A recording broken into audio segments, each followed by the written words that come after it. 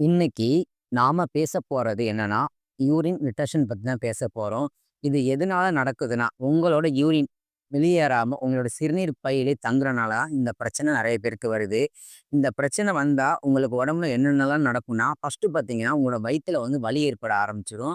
சில பேருக்கு பார்த்தீங்கன்னா, உங்க அடி வயிறு இருக்கு இல்லையா? அங்க கொஞ்சம் வெயிட்டா இருக்க மாரி ஃபீல் ஆகும்.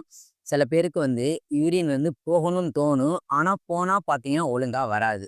சில பேருக்கு எப்படி இருக்கும்னா, சிறுநீர் பையில தொற்று இருக்க ஆரம்பிச்சுரும். அதாவது யூரின் போகும்போது கொஞ்சம் கொஞ்சமா எரிச்சல் இருக்க ஆரம்பிக்கும். நீங்க அத நீண்ட நாட்களுக்கு விட்டீங்கன்னா, கிட்னில பாதிப்பு கூட வரலாம். சில சமயங்கள்ல நம்ம சிறுநீர்ல பார்த்தீங்கன்னா, ரத்தம் கூட கலந்து வர ஆரம்பிக்கும். இதுக்கான காரணம் என்னன்னு பார்த்தா, ஜென்ஸுக்கு மேபி புராஸ்டேட் பெருசாகறனால வரலாம். கிட்னில ஸ்டோன் வரனால வரலாம்.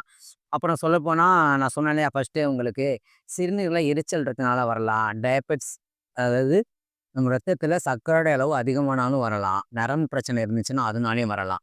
இல்ல அப்புட்ன்னா, சில பேருக்கு மருந்து அதிகமா அதாவது டேப்லெட்ஸ்லாம் எடுத்துக்கிறாங்க இல்லையா? அது ஒத்துக்காம கூட சில பேருக்கு வர ஆரம்பிச்சுரும். நீங்க உங்களுக்கு யூரின் ஒழுங்கா வரல அப்புட்ன்னு முடிவு பண்ணிட்டீங்கன்னா, நீங்க உடனே போய் டாக்டர போய் பார்க்குறது ரொம்ப ரொம்ப நல்லது. இது சாதாரண பிரச்சனைன்னு நெனச்சீங்கன்னா, இது உங்களுக்கு பெரிய பிரச்சனையா ஃபியூச்சர்ல வர ஆரம்பிச்சுரும். சில பேருக்கு பார்த்தீங்கன்னா, பிளாடர்லலாம் பிரச்சனை ஸ்டோன் வர ஆரம்பிச்சுரும். சில பேருக்கு பார்த்தீங்கன்னா, கிட்னில மட்டும் தான் வரும். ஆனா பிளாடர்லயும் வர ஆரம்பிச்சுன்னா, இது ரொம்ப ரிஸ்க்கான பிரச்சனையா மாறிடும் உங்களுக்கு. நீங்க உங்க உடம்ப நீங்க தான் பார்த்துக்கணும். நம்மளோட ஆரோக்கியம் தான் நம்மளுக்கு சொத்து என்னைக்குமே.